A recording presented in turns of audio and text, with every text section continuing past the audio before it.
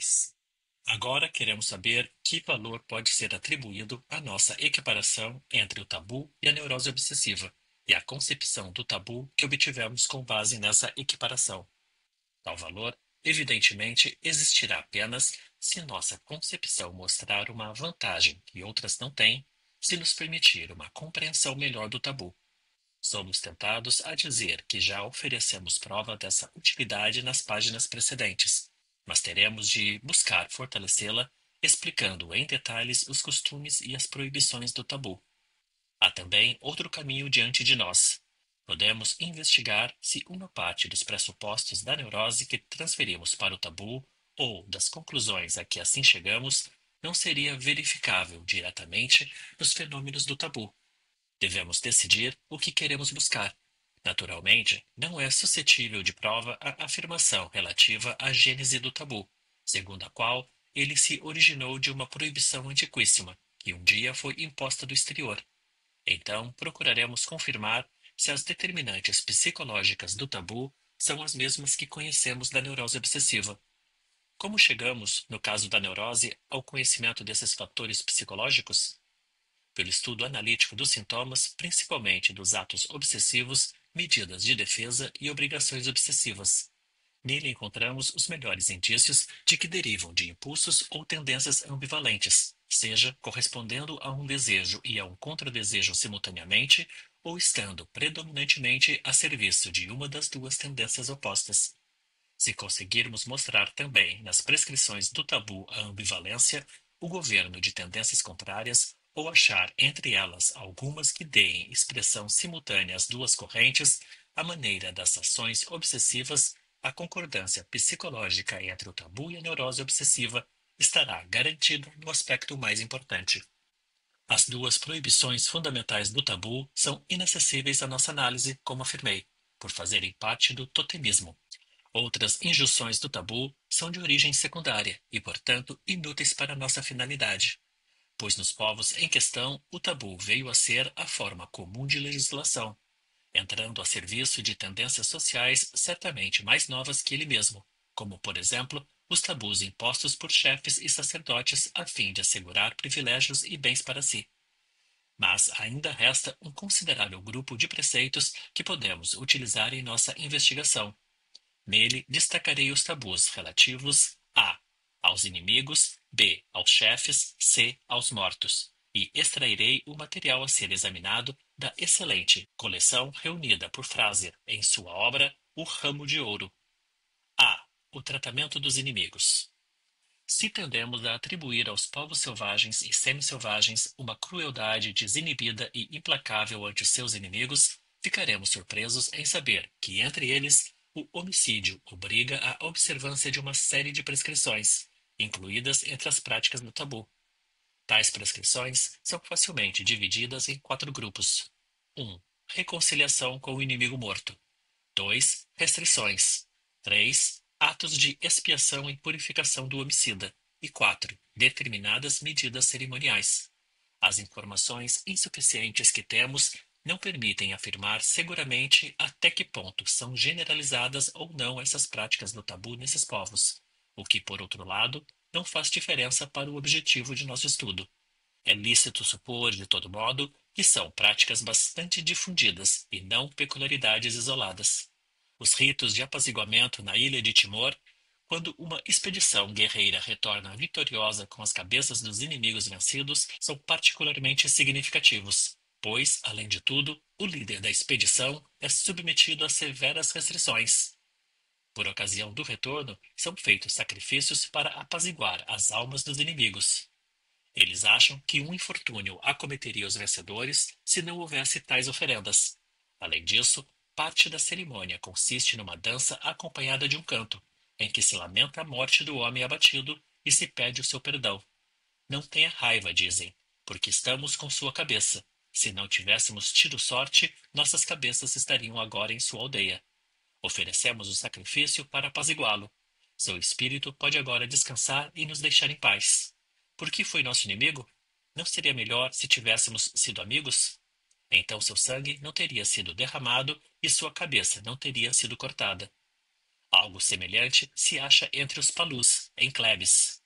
Os Galas, da África Oriental, sacrificam aos espíritos de seus inimigos abatidos ao retornar da guerra, antes de reentrar em suas casas. Segundo Paulich, na etnografia do Nordeste da África. Outros povos acharam um meio de transformar em inimigos, guardiões e benfeitores os inimigos mortos. Ele consiste no tratamento afetuoso das cabeças cortadas, como várias tribos selvagens de Bornéu se gabam de fazer. Quando os Dayaquis do mar de Sarawak voltam da guerra com uma cabeça, durante meses ela é tratada com amabilidade extrema, com os mais carinhosos nomes de que dispõe a língua dos vitoriosos. Os melhores bocados das refeições lhes são colocados na boca, assim como iguarias e charutos. Repetidamente lhe pedem para odiar seus amigos de antes e amar seus novos anfitriões, pois agora é um deles. Seria um erro pensar que esse tratamento, para nós abominável, deve ser parcialmente atribuído ao sarcasmo. Em várias tribos selvagens da América do Norte, chamou a atenção de observadores o luto pelo inimigo abatido e escalpelado. Quando um índio Choctaw matava um inimigo, começava para ele um luto de meses, no qual se submetia a duras restrições. Os Dakotas guardavam luto da mesma forma. Depois que os Osagens haviam pranteado seus mortos, afirma uma testemunha, pranteavam também o inimigo como se fosse um amigo. Antes de abordar os outros tipos de tabu no tratamento de inimigos, devemos lidar com uma provável objeção. Pode ser argumentado, com base em Fraser e outros autores, que o motivo desses preceitos para a reconciliação é simples e nada tem a ver com ambivalência. Esses povos são dominados por um supersticioso medo dos espíritos dos homens abatidos, o medo que também não era desconhecido da antiguidade clássica, e que Shakespeare pôs em cena com as alucinações de Macbeth e Ricardo III. Todos esses preceitos de reconciliação decorrem naturalmente dessa superstição, e assim também as restrições e expiações que examinaremos mais adiante. A favor dessa concepção, há também as cerimônias do quarto grupo, que podem ser explicadas apenas como esforços para afastar os espíritos das vítimas, que perseguem os assassinos. Além do mais, os selvagens admitem abertamente o seu temor dos espíritos dos inimigos mortos e relacionam eles próprios a esse temor as práticas que examinamos. De fato, essa objeção é provável, e se fosse também satisfatória, poderíamos nos poupar a tentativa de explicação. Deixemos para lidar com ela mais tarde, apenas lhe opondo nesse momento a concepção que advém das premissas da discussão anterior sobre o tabu. O que concluímos de todos esses preceitos é que não apenas impulsos hostis são manifestos na atitude para com os inimigos. Neles também enxergamos expressões de arrependimento, de apreciação do inimigo, de má consciência por ter-lhe tirado a vida. Quer nos parecer que também nesses selvagens está vivo o mandamento não matarás, que não pode ser violado impunemente muito antes de qualquer legislação comunicada por um Deus. Retornemos agora aos outros tipos de preceitos tabu. As restrições impostas ao homicida vitorioso são bastante frequentes e, em geral, severas. Em Timor, conforme os ritos de apaziguamento acima, o líder da expedição não pode simplesmente voltar para sua casa. É construída uma cabana especial para ele, na qual passa 2 meses observando diversos preceitos de purificação. Durante esse tempo, não pode ver sua mulher nem alimentar a si próprio. Outra pessoa tem de pôr a comida em sua boca. Em algumas tribos Dayaques, os que retornam de uma expedição guerreira vitoriosa têm de permanecer isolados por alguns dias e privar-se de determinados alimentos, e também não podem tocar em comida com as próprias mãos nem se aproximar de suas mulheres. Em Logea, uma ilha próxima de Nova Guiné, homens que mataram inimigos ou participaram da campanha ficam reclusos em suas casas por uma semana. Evitam encontrar suas mulheres e seus amigos. Deixam de tocar alimentos com suas mãos e nutrem-se apenas de plantas que lhes são cozidas em recipientes adequados. O motivo para essa restrição, afirma-se, é que eles não podem cheirar o sangue dos que foram abatidos, senão ficariam doentes e morreriam. Na tribo Tuaripe e Motumotu de Nova Guiné, um homem que matou outro não pode chegar perto de sua esposa nem tocar a comida com seus dedos. É alimentado por outras pessoas com comida especial. Isso dura até a lua nova seguinte. Deixarei de mencionar todos os casos de restrições ao vencedor homicida apresentados por Fraser, destacando apenas os exemplos em que o caráter de tabu é pronunciado ou a restrição vem acompanhada de expiação, purificação e atos cerimoniais. Entre os monumbos na Nova Guiné Alemã, todo aquele que matou um inimigo na guerra torna-se impuro, a mesma palavra usada para mulheres na menstruação ou no puerpério. Ele tem de ficar na casa dos homens durante muito tempo, enquanto os demais habitantes da aldeia se juntam ao seu redor e celebram sua vitória com danças e cantos. Ele não pode tocar em ninguém, nem mesmo em sua própria mulher e seus filhos. Se tocasse neles, acredita-se que ficariam cobertos de feridas. Ele fica novamente limpo com o banho e outras formas de purificação. Entre os Natchez, na América do Norte, os jovens guerreiros que haviam tirado seus primeiros escalpos eram obrigados a observar certas regras de abstinência por 6 meses. Eles não podiam dormir com suas mulheres nem comer carne. Seu único alimento era peixe e papa de milho. Quando um Choctaw matava um inimigo e tirava seu escalpo, guardava luto por 1 mês, durante o qual não podia pentear o cabelo, e se sentia comichão na cabeça, podia coçá-la apenas com uma varinha que usava presa ao punho. Quando um índio Pima matava um Apache, tinha de passar por 2 cerimônias de purificação e reparação. Num jejum que durava 16 dias, não podia tocar em carne ou sal, olhar para um fogo a arder ou falar com um ser humano. Ficava só na floresta, assistido por uma velha, que lhe levava sua parca ração. Banhava frequentemente no rio e, em sinal de luto, mantinha a cabeça coberta de lama. No 17º dia havia uma cerimônia pública de purificação solene do homem e de suas armas. Como os índios Pimas levavam o tabu do homicida muito mais a sério do que os inimigos e não adiavam a expiação e purificação até o fim da expedição, como eles, sua eficácia guerreira era bastante prejudicada por sua severidade moral, ou piedade, se preferirmos o termo. Não obstante sua extrema coragem, os americanos encontraram neles aliados insatisfatórios nas operações contra os Apaches. Embora sejam interessantes para um exame mais aprofundado, as particularidades e as variantes das cerimônias de expiação e purificação após o assassinato de um inimigo interrompo aqui a exposição delas, porque não nos oferecem novas perspectivas.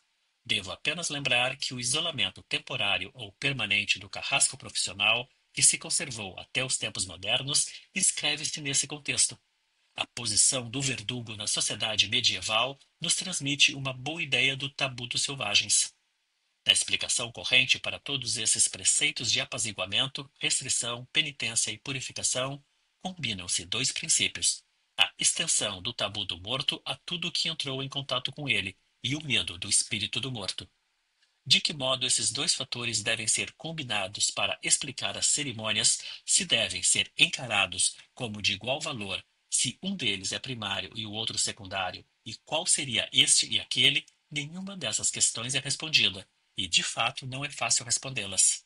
Quanto a nós, enfatizamos a unidade de nossa concepção ao derivar todos esses preceitos da ambivalência emocional ante o inimigo. B. O tabu dos soberanos. A atitude dos povos primitivos ante seus chefes, reis e sacerdotes é regida por 2 princípios básicos, que parecem antes se completar que se contradizer. É necessário protegê-los, mas também proteger-se deles. Os 2 fins são obtidos mediante um sem número de preceitos. Já sabemos por que é preciso guardar-se dos senhores, porque são portadores daquela misteriosa e perigosa força mágica que se transmite por contato e ocasiona morte e ruína para aquele que não é protegido por carga semelhante. Evita-se, então, qualquer contato direto ou indireto com a perigosa santidade, e quando isso não pode ser evitado, cria-se um cerimonial para afastar as consequências temidas. Os Nubas, na África Oriental, por exemplo, creem que morrerão se entrarem na casa do rei sacerdote. No entanto, podem se furtar ao castigo pela intrusão se desnudarem o membro esquerdo ao entrar e conseguirem que o rei ponha sua mão sobre ele. Assim ocorre o fato notável do toque do rei vir a ser remédio e proteção contra os perigos decorrentes do contato com o rei. Mas certamente há o contraste entre o poder curativo do toque intencional por parte do rei e o perigo dele ser tocado, o contraste entre passividade e atividade para com o rei. No que se refere ao efeito curativo do contato real, não precisamos buscar exemplos nos povos selvagens. Em épocas não tão remotas, os reis da Inglaterra exerceram tal poder no caso da escrofulose, que, por isso, recebeu o nome de o mal do rei. Nem a rainha Elizabeth, nem os que a sucederam deixaram de utilizar essa prerrogativa real. Disse que Carlos I, no ano de 1633, curou 100 doentes de uma só vez. No reinado do seu dissoluto filho Carlos II, depois de superada a Grande Revolução Inglesa, as curas reais de escrofulose alcançaram clímax. Durante o seu governo, esse rei teria tocado em cerca de 100.000 escrofolosos. A multidão dos que buscavam a cura costumava ser tão grande que, numa ocasião, 6 ou 7 deles obtiveram, em vez da cura pelo rei, a morte por sufocamento. O cético Guilherme II de Orange, tornado rei da Inglaterra após a expulsão dos Stuarts, recusou-se a exercer a magia. Na única vez em que se deixou convencer a fazê-lo, disse essas palavras ao tocar no doente: Deus lhe dê melhor saúde e mais bom senso. As histórias seguintes atestam o terrível efeito do contato ativo, embora não intencional, com o rei ou algo que lhe pertence. Um grande chefe da Nova Zelândia, de alta santidade, havia deixado restos de seu jantar à beira do caminho. Um escravo robusto, com fome, passou depois do chefe e, vendo o que restava do jantar, comeu-o de imediato. Mal acabou, um espectador horrorizado lhe disse que aquele alimento era o do chefe. Ele era um guerreiro forte e corajoso, mas tão logo ouviu a notícia fatal, foi tomado de extraordinárias convulsões e de cólicas no estômago, e não cessaram até que morreu, no fim da tarde do mesmo dia. Uma mulher maori comeu certos frutos e, após saber que vinham de um local que era tabu, exclamou que seria morta pelo espírito do chefe, cuja santidade foi assim profanada. Isso ocorreu à tarde, e no dia seguinte, por volta das 12 horas, ela estava morta. Certa vez, a pedra de fogo de um chefe maori causou a morte de várias pessoas, pois ele a havia perdido e alguns homens a acharam. Usaram-no para acender seus cachimbos. E, ao saber a quem pertencia, morreram de pavor. Não surpreende que tenha surgido a necessidade de apartar indivíduos perigosos como chefes e sacerdotes do resto da comunidade, de erguer um muro ao seu redor, para torná-los inacessíveis aos demais. Talvez comecemos a vislumbrar que esse muro, originalmente composto de preceitos tabu, existe ainda hoje na forma de cerimonial da corte. Mas talvez a maior parte do tabu dos senhores não se explique pela necessidade de proteção diante deles. A outra consideração no tratamento dos indivíduos privilegiados, a necessidade de guardar eles próprios dos perigos que os ameaçam, é que teve o mais nítido papel na criação dos tabus, e com isso no surgimento da etiqueta da corte. A necessidade de proteger o rei de todo perigo imaginável vem de sua enorme importância para o bem ou mal-estar dos súditos. A rigor, é sua pessoa que regula o curso da vida. Seu povo tem de lhe agradecer a chuva e a luz do sol, que faz crescer os frutos da terra, o vento, que traz os navios às suas costas e até mesmo o chão firme sob os pés.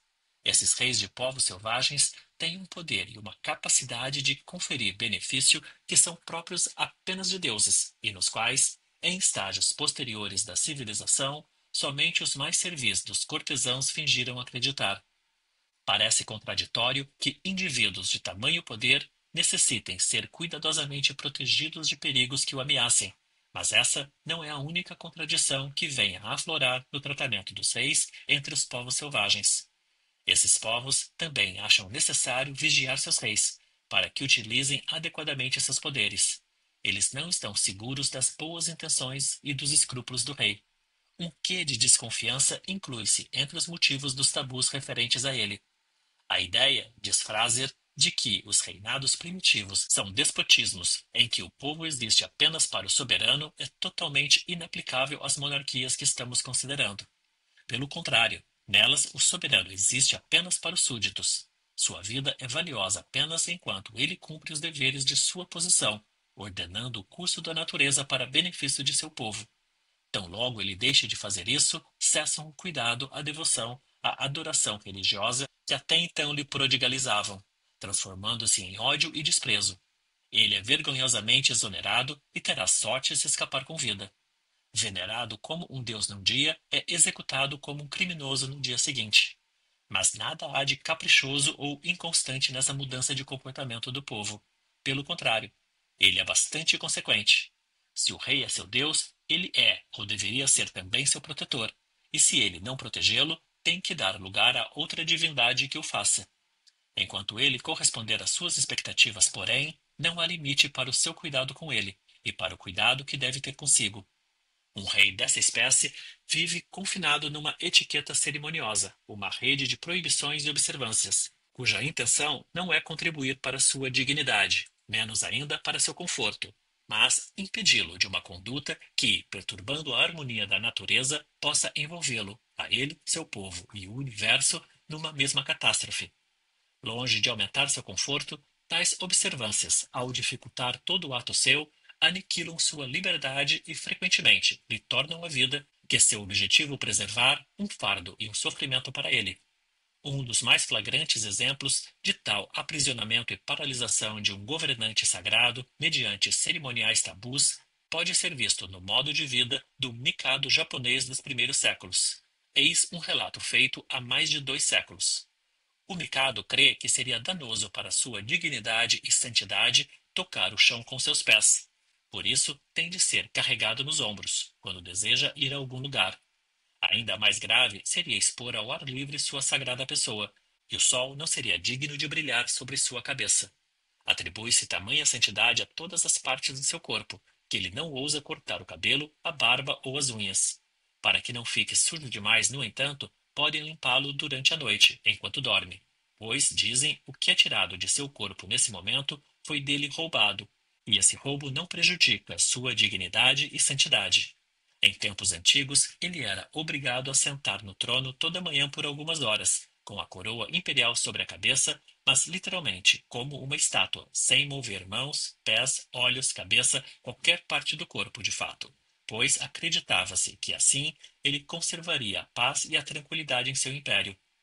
Se desafortunadamente ele se voltasse para um lado ou outro lado, ou se olhasse por um momento para alguma parte dos seus domínios, temia-se a guerra, a fome, o fogo ou algum outro infortúnio estivesse a ponto de devastar o país. Alguns dos tabus impostos a reis bárbaros lembram vivamente as restrições aos homicidas. Em Shark Point, perto do Cabo Padrón, na Baixa Guiné, África Ocidental, vive o rei sacerdote Kukulu, sozinho num bosque. Ele não pode tocar em mulher nem deixar sua casa. Não pode sequer levantar da cadeira, na qual tem que dormir sentado. Se ele se deitasse, nenhum vento passaria e a navegação cessaria. Ele regula as tempestades e, em geral, mantém a atmosfera em estado constante e favorável. Quanto mais poderoso é o rei de Loango, diz Bastian, tanto mais tabus ele deve observar. Também o herdeiro do trono está submetido aos tabus desde a infância, mas eles se acumulam à medida que ele cresce. No momento que ascende ao trono, está sufocado por eles. O espaço não permite, nem o nosso interesse requer, que continuemos na descrição dos tabus associados à dignidade dos reis ou sacerdotes. Vamos apenas registrar ainda o grande papel que neles desempenham as restrições à liberdade de movimento e à dieta. O efeito conservador que tem sobre os velhos usos o trato com essas pessoas privilegiadas pode se mostrar em 2 exemplos de cerimônias tabu oriundos de povos civilizados, ou seja, de estágio cultural bem mais elevado. O Flamen Dialis, o sumo sacerdote de Júpiter na antiga Roma, tinha que observar um número extraordinário de tabus. Ele não podia montar ou mesmo tocar um cavalo, nem ver um exército em armas, nem usar um anel que não fosse partido, nem vestir uma roupa que tivesse algum nó. Não podia tocar farinha de trigo nem pão fermentado. Não podia tocar ou mencionar um cão, uma cabra, carne crua, feijão e era. Seu cabelo podia ser cortado apenas por um homem livre, com uma faca de bronze, e quando cortados, os cabelos e as unhas tinham de ser enterrados sob uma árvore auspiciosa. Ele não podia tocar no cadáver, não podia ficar descoberto ao ar livre, e assim por diante. Sua mulher, a Flaminica, tinha que observar quase as mesmas regras, e ainda outras específicas para ela. Não podia subir mais que 3 degraus de um tipo de escada que chamavam de grega. Não podia pentear seu cabelo em determinada festa. O couro de seus sapatos não podia ser feito de um animal que tivesse morrido naturalmente, mas apenas de um abatido ou sacrificado. Se tivesse ouvido um trovão, ela era tabu até que oferecesse um sacrifício expiatório. Os antigos reis da Irlanda eram submetidos a uma série de restrições bastante singulares, cuja manutenção traria todas as bênçãos e a transgressão todos os males para o país. A lista completa desses tabus está no Book of Rights. Os mais velhos exemplares manuscritos deste trazem as datas de 1390 e 1418. As proibições são extremamente detalhadas, referem-se a ações determinadas, em locais determinados e horas determinadas. Em tal cidade, o rei não pode permanecer em determinado dia da semana. Não pode cruzar aquele rio em certo horário, acampar por 9 dias inteiros em certa planície, etc. Em muitos povos selvagens, a severidade das limitações para os reis sacerdotes teve consequências historicamente significativas e particularmente interessantes para o nosso ponto de vista. A dignidade dos reis sacerdotes deixou de ser algo desejável. Aquele que estava para recebê-la fazia de tudo para dela escapar. Assim, no Camboja, onde há um rei do fogo e um rei da água, frequentemente é necessário coagir os sucessores a aceitar a distinção. Na ilha Niue ou Selvagem, uma ilha de coral no Pacífico Sul, a monarquia realmente acabou, porque ninguém mais se dispôs a assumir um cargo tão perigoso e prenhe de responsabilidades. Em alguns lugares da África Ocidental, quando o rei morre, um conselho familiar se reúne secretamente para nomear seu sucessor. O escolhido é subitamente apanhado, amarrado e jogado na casa dos fetiches, onde é mantido preso até aceitar a coroa. Há ocasiões em que o herdeiro acha meios de esquivar-se à honra que pensam em conferir-lhe. Sabe-se de um chefe valente que andava sempre armado, decidido a resistir pela força a qualquer tentativa de pô-lo no trono.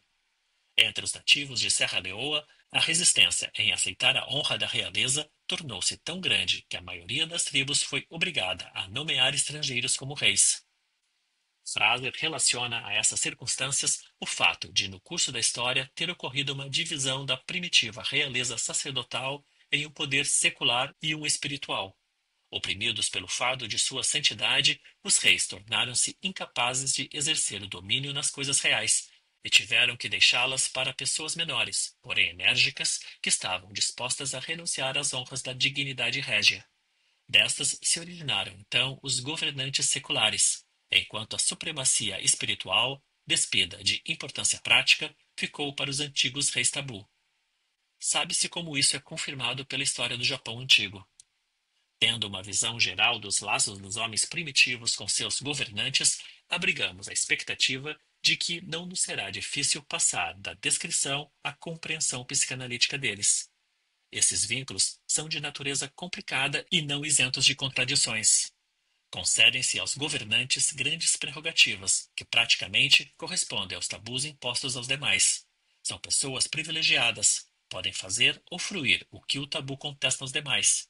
Em contraste com essa liberdade, porém, são limitados por outros tabus que não oprimem os indivíduos comuns. Eis aqui, portanto, uma primeira oposição, quase contradição, entre uma maior liberdade e uma maior limitação para as mesmas pessoas. São-lhes atribuídos extraordinários poderes mágicos, e por isso teme-se o contato com elas ou com seus bens, enquanto, por outro lado, espera-se o mais benéfico efeito de tais contatos. Aqui parece haver uma segunda contradição, bem flagrante, mas já vimos que é só aparente. O contato realizado pelo rei com benévola intenção tem efeito salvador e protetor. Perigoso é apenas o contato provocado pelo homem comum, provavelmente porque pode lembrar tendências agressivas. E uma outra contradição, não tão fácil de solucionar, está em atribuir ao governante tamanho domínio sobre os eventos da natureza, e, no entanto, achar-se obrigado a protegê-lo cuidadosamente dos perigos que o ameaçam, como se seu próprio poder, que é tão grande, não fosse capaz disso. A situação é agravada ainda quando se confia que o governante utilize seu enorme poder de maneira correta, em favor dos súditos e para a sua proteção própria. Desconfia-se dele, portanto, e acredita-se ter o direito de vigiá-lo. A etiqueta dos tabus, a que toda a vida do rei é sujeita, serve simultaneamente a todos esses propósitos de tutelar o rei, protegê-lo dos perigos e proteger os súditos do perigo que ele representa para eles. É natural explicar da seguinte forma a relação complicada e contraditória entre os homens primitivos e seus governantes. Por motivos supersticiosos ou de outra natureza, expressam-se no tratamento dos reis tendências variadas, cada uma das quais é desenvolvida ao extremo sem consideração pelas demais. Isso dá origem às contradições, ante as quais o intelecto dos selvagens não se escandaliza mais do que os do altamente civilizados, em matéria de religião ou de lealdade. Não haveria problema com essa explicação, mas a técnica psicanalítica permitirá ir adiante e dizer algo mais sobre a natureza dessas variadas tendências. Submetendo à análise os fatos descritos, como se fizessem parte do quadro de sintomas de uma neurose, detemo-nos primeiramente no excesso de angustioso cuidado que se apresenta como razão para o cerimonial do tabu. Na neurose, em especial na neurose obsessiva, que utilizamos principalmente em nossa comparação, a ocorrência de tal carinho excessivo é bastante comum. Chegamos a compreender muito bem sua origem. Ele sempre surge quando, além do carinho predominante, há uma corrente oposta, mas inconsciente de hostilidade, ou seja, quando se verifica o caso típico de ambivalência emocional. A hostilidade é então abafada por uma intensificação excessiva do carinho, que se manifesta como angustiosa solicitude e que se torna obsessiva, pois de outro modo não cumpriria sua tarefa de manter sob repressão a corrente oposta inconsciente. Todo psicanalista sabe, por experiência, com que segurança o angustioso carinho excessivo, nas condições mais improváveis, entre mãe e filho e entre cônjuges muito afetuosos, por exemplo, permite essa explicação.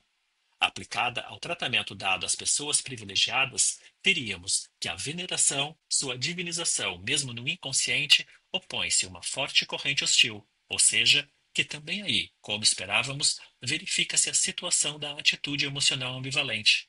A desconfiança, que aparece inegavelmente como um dos motivos para os tabus dos reis, seria outra manifestação, mais direta, da mesma hostilidade inconsciente. E não nos faltariam, graças à variedade dos desfechos desse conflito em povos diferentes, exemplos em que nos seria ainda mais fácil a demonstração dessa hostilidade. Os selvagens times de Serra Leoa, relata Frásia, que elegem seu rei, guardam para si o direito de espancá-lo na véspera da coroação, e valem-se desse privilégio constitucional com tamanha disposição que, às vezes, o infeliz monarca não sobrevive muito tempo à sua elevação ao trono. Por isso, quando os chefes da tribo têm rancor a um homem e querem livrar-se dele, elegem-no rei. Mesmo em casos gritantes como esse, porém, a hostilidade não é admitida como tal, mas travestida de cerimonial. Outro aspecto da conduta dos primitivos em relação aos governantes recorda um procedimento que, bastante difundido na neurose, emerge claramente no chamado delírio de perseguição. Nele, a importância de determinada pessoa é enormemente elevada. Seu poder é aumentado num grau inverossímil, para que lhe seja mais facilmente atribuída a responsabilidade por tudo de nocivo que ocorre ao doente.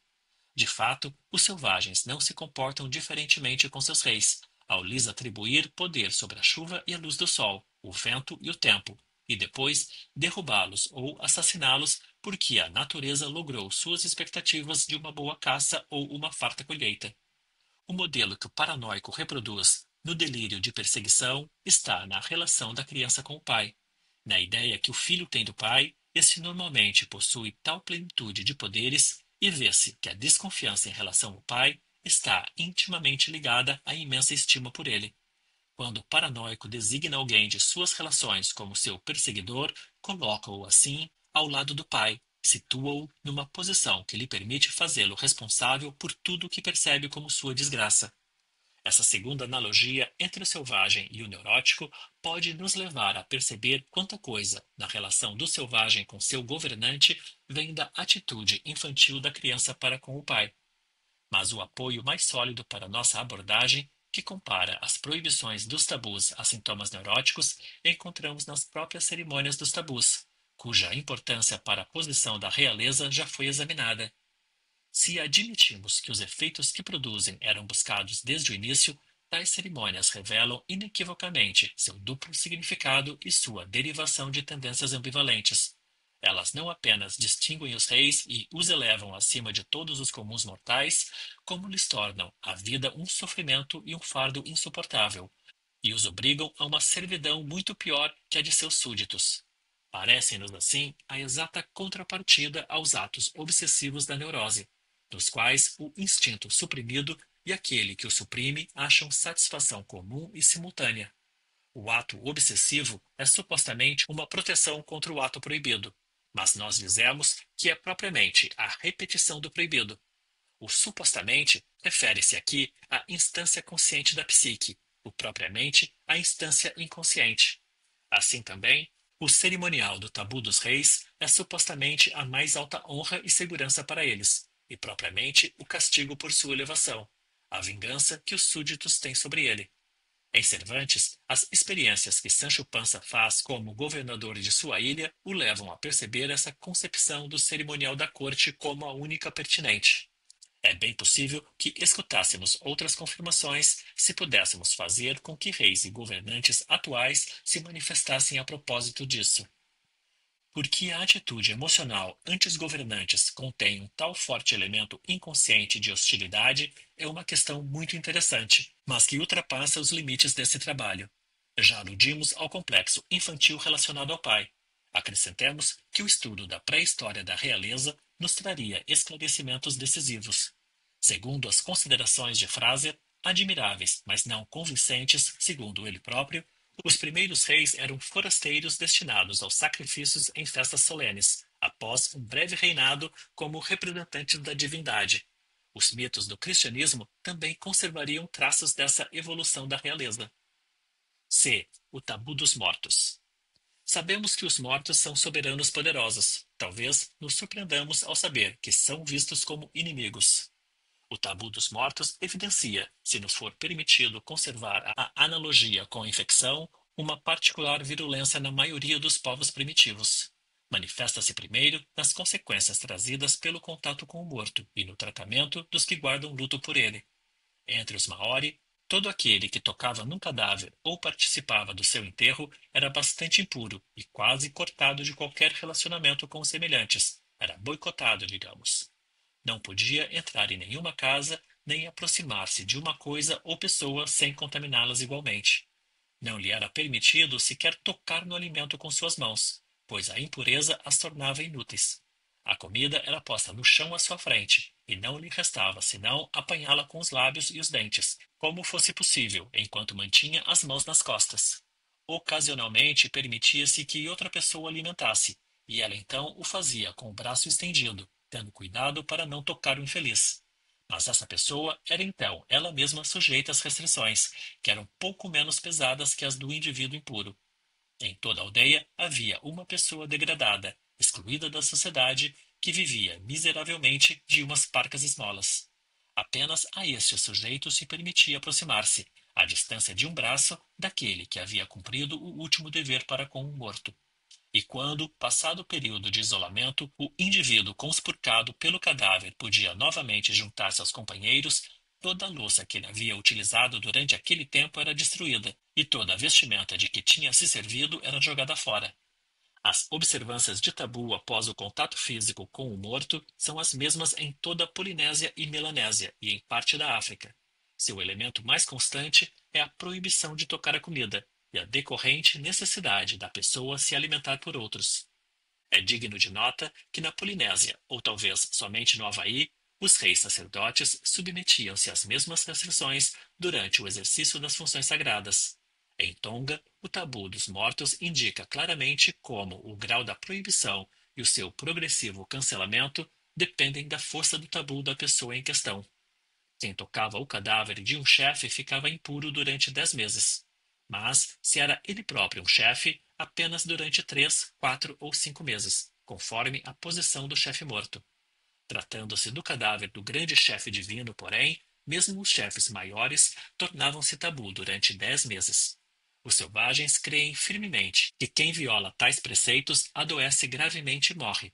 Sua crença é tão firme que, na opinião de um observador, nenhum nativo jamais experimentou convencer-se do contrário. Essencialmente as mesmas, mas para nosso objetivo mais interessantes são as restrições impostas às pessoas cujo contato com os mortos deve ser entendido figuradamente, os parentes enlutados, os viúvos e viúvas. Se nos preceitos até agora mencionados vimos apenas a expressão típica da virulência e capacidade de transmissão do tabu, nos que seguem vislumbramos os motivos do tabu, tanto aqueles alegados como os que podemos considerar os profundos, verdadeiros. Entre os Shuswaps, na Colômbia Britânica, viúvos e viúvas têm de viver isolados no período de luto e são proibidos de tocar sua própria cabeça e seu corpo. Os vasilhames e panelas que usam não podem ser usados por ninguém mais. Nenhum caçador se aproxima desses enlutados, pois sua presença traz má sorte. Se sua sombra cair sobre alguém, este ficará doente. Eles utilizam espinheiros como colchão e travesseiros, e colocam espinheiros em volta da cama. Essa última medida pretende conservar à distância o espírito do morto, e, ainda mais nítido, é o costume observado entre outras tribos norte-americanas, em que a viúva, após a morte do marido, veste uma espécie de bermuda feita de capim seco por vários dias, para impedir que o fantasma do marido tenha relações com ela. Isso nos sugere que o contato em sentido figurado é entendido mesmo como contato físico, pois o espírito do morto não se afasta dos parentes, não deixa de rondá-los durante o luto. Entre os agutaínos que habitam Palawan, uma das ilhas Filipinas, uma viúva não pode abandonar sua cabana nos 7 ou 8 dias após a morte do marido, a não ser à noite, e mesmo então pode sair apenas quando espera não encontrar ninguém, pois quem a enxerga tem morte imediata. Para impedir essa fatal catástrofe, a viúva bate nas árvores com um pedaço de madeira, prevenindo as pessoas de sua perigosa aproximação. E as próprias árvores em que ela toca morrerão. Uma outra observação pode nos esclarecer em que consiste a periculosidade de uma viúva assim. No distrito Mequeo da Nova Guiné Britânica, um viúvo perde todos os direitos civis e torna-se um proscrito. Não pode cultivar um jardim, aparecer em público ou andar pelos caminhos e trilhas. Como um animal selvagem, tende a esgueirar-se por entre o capinzal e os arbustos. E, se vê ou escuta alguém se aproximando, especialmente uma mulher, tende a esconder-se atrás de uma árvore ou um matagal. Este último detalhe nos permite facilmente relacionar a periculosidade do viúvo ou da viúva ao perigo da tentação. O homem que perdeu sua mulher deve fugir ao desejo de buscar uma substituta.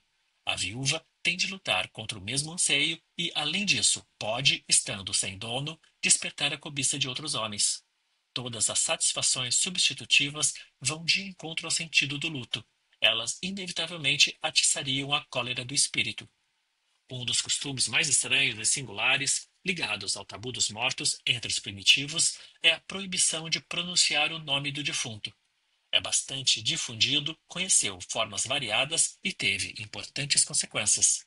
É encontrado não só entre os polinésios e australianos, que geralmente nos mostram os tabus em seu melhor estado de conservação, mas também em povos tão remotos e desconhecidos uns dos outros como samoiedos na Sibéria e os Todas, no sul da Índia, os mongóis na Tartária e os tuaregues no Saara, os Ainos no Japão e os Acambas e Nandes na África Central, os Tinguianos das Filipinas e os habitantes das ilhas Nicobar, de Madagascar e Bornéu.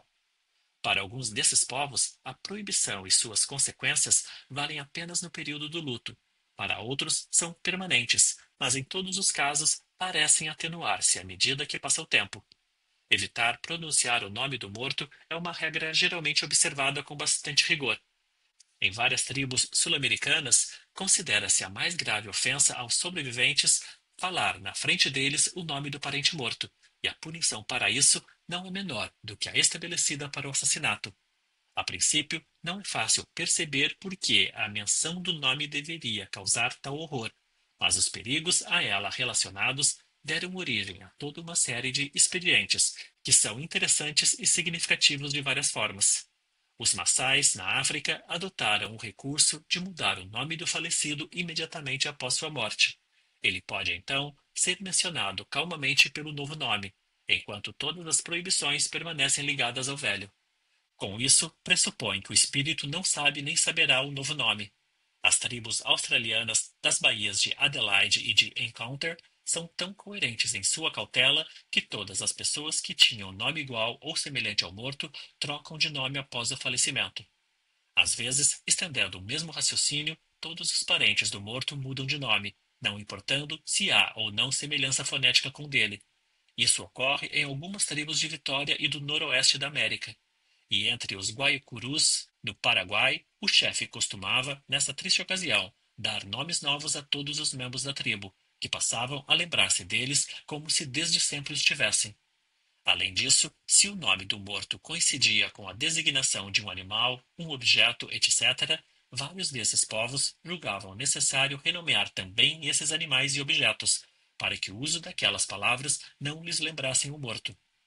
Disso resultava uma incessante alteração do vocabulário, que causou dificuldades nada pequenas para os missionários, sobretudo quando a interdição do nome era permanente.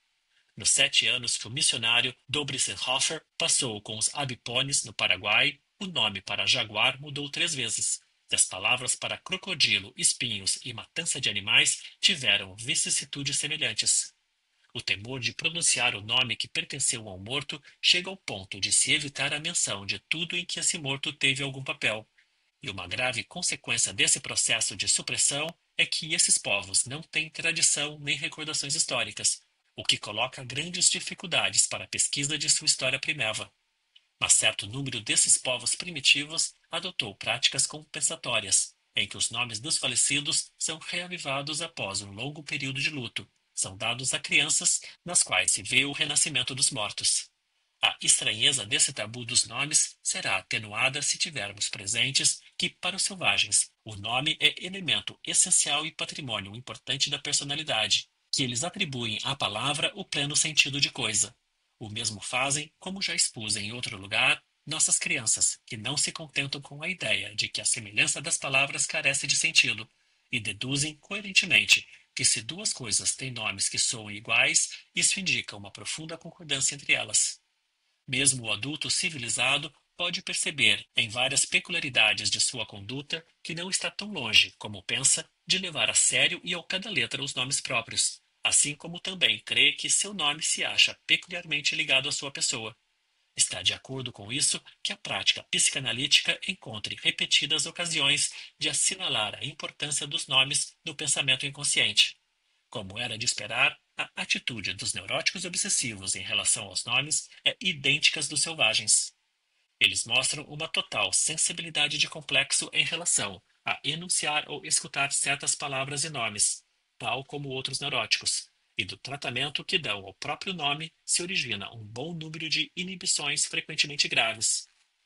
Uma doente que eu conhecia que sofria desse tabu evitava escrever seu nome com medo de que ele caísse nas mãos de alguém, que então entraria na posse de uma parte de sua personalidade. No veemente esforço de guardar-se das tentações de sua fantasia, ela havia se imposto a obrigação de nada entregar de sua pessoa. Essa incluía primeiramente seu nome, depois sua caligrafia, e assim ela terminou por deixar de escrever. Já não nos surpreende, então, que os selvagens considerem o nome do morto como parte da pessoa deste, e o tornem objeto do tabu que lhe diz respeito. Falar o nome do morto pode ser remontado ao contato tido com ele, e devemos abordar o problema mais amplo de por que esse contato é atingido por um tabu tão rigoroso. A explicação mais evidente apontaria para o natural horror despertado pelo cadáver e pelas mudanças que logo nele se observam. Algum papel também desempenharia o luto pelo morto, como algo motivador em tudo o que a ele se refere. Mas o horror ante o cadáver não responde por todos os detalhes dos preceitos tabu. E o luto não explica por que a menção do nome do morto é uma forte injúria para os que a ele sobreviveram.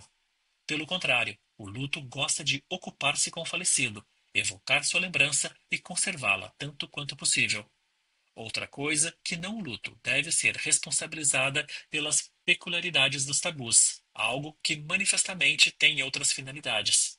Precisamente os tabus dos nomes nos revelam esse motivo ainda ignorado, e se as práticas nada dissessem, nós o saberíamos pelos próprios selvagens que guardam luto. Eles não escondem o fato de que temem a presença e o retorno do espírito do morto. Realizam um bom número de cerimônias a fim de mantê-lo distante e afastá-lo. Pronunciar seu nome lhes parece uma invocação, que logo será seguida por sua presença. Portanto, tudo fazem para impedir essa invocação e esse despertar. Disfarçam-se para que o espírito não os reconheça, ou deformam o próprio nome ou o nome do espírito.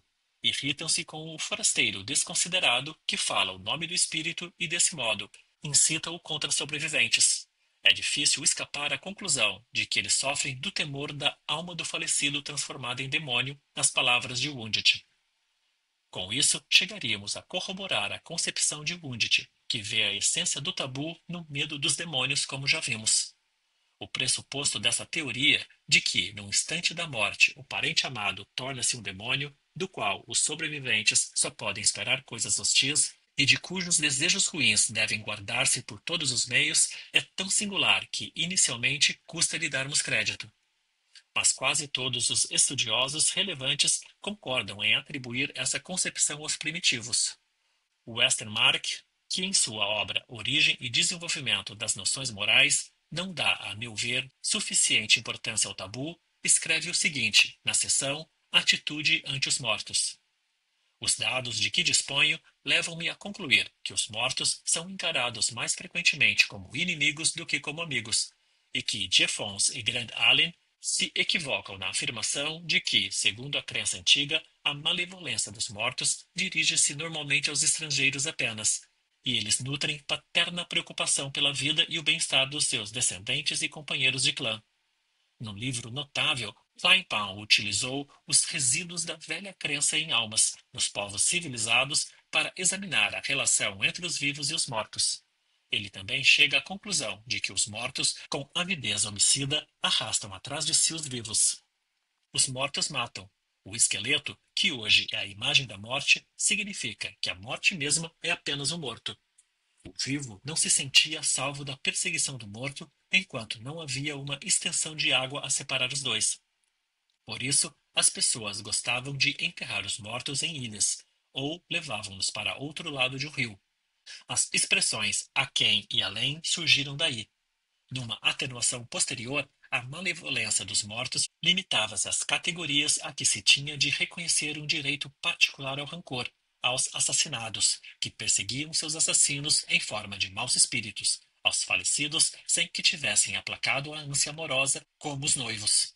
Mas, originalmente, segundo Kleinpaul, todos os mortos eram vampiros, todos tinham rancor aos vivos e cuidavam de molestá-los ou roubar-lhes a vida. Foi o cadáver que fez surgir a noção de um espírito mau. A suposição de que os entes mais caros transformavam-se em demônios após a morte suscita novas questões. O que levou os primitivos a atribuir aos seus mortos queridos essa mudança nos sentimentos? Por que fizeram deles demônios? Westermarck considera fácil responder a tais perguntas. A morte é vista geralmente como o pior dos infortúnios. Daí se acreditar que os mortos estão muito insatisfeitos com seu destino. Conforme as ideias dos primitivos, uma pessoa morre apenas se for assassinada, por magia ou violência, e uma morte assim tende a tornar a alma vingativa e irascível. Ela tem inveja dos vivos e anseia pela companhia dos velhos amigos. Não surpreende, então, que lhes envie doenças para lhe causar a morte. Mas a noção de que a alma desencarnada é, em geral, um ser maldoso também está, sem dúvida, intimamente relacionada ao medo instintivo dos mortos, que, por sua vez, é resultado do medo da morte. O estudo das perturbações psiconeuróticas nos sugere uma explicação mais abrangente, que inclui a de Westermarck. Quando uma mulher perde o marido ou uma filha perde a mãe, não é raro que a sobrevivente seja acometida de dolorosas apreensões, a que chamamos de recriminações obsessivas, imaginando se não teria sido responsável devido a alguma imprevidência ou negligência pela morte do ente querido. Nenhuma lembrança dos cuidados que teve para com o doente, nenhuma objetiva refutação da suposta culpa conseguem pôr fim ao tormento, que seria a expressão patológica de um luto e que gradualmente vai se extinguindo com o tempo. A investigação psicanalítica desses casos nos deu a conhecer o móvel secretor desse sofrimento. Aprendemos que, em certo sentido, as recriminações obsessivas são justificadas, e apenas por isso são invulneráveis a contestações e objeções. não é que o indivíduo enlutado realmente seja culpado da morte ou tenha incorrido em negligência, como afirma a recriminação obsessiva, mas nele havia mesmo algo, um desejo inconsciente para ele próprio, que não ficaria insatisfeito com a morte e que a teria provocado se tivesse poder para isso.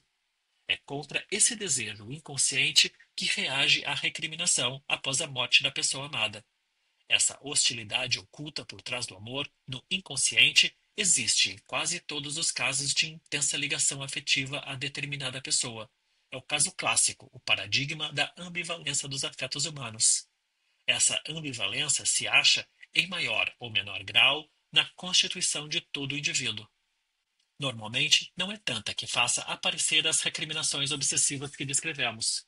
Quando existe em abundância, porém, ela se manifestará justamente na relação com as pessoas mais amadas, ali onde menos seria esperada. A predisposição à neurose obsessiva, de que frequentemente nos servimos para comparação na questão do tabu, parece-nos caracterizada por um altíssimo grau dessa ambivalência afetiva original.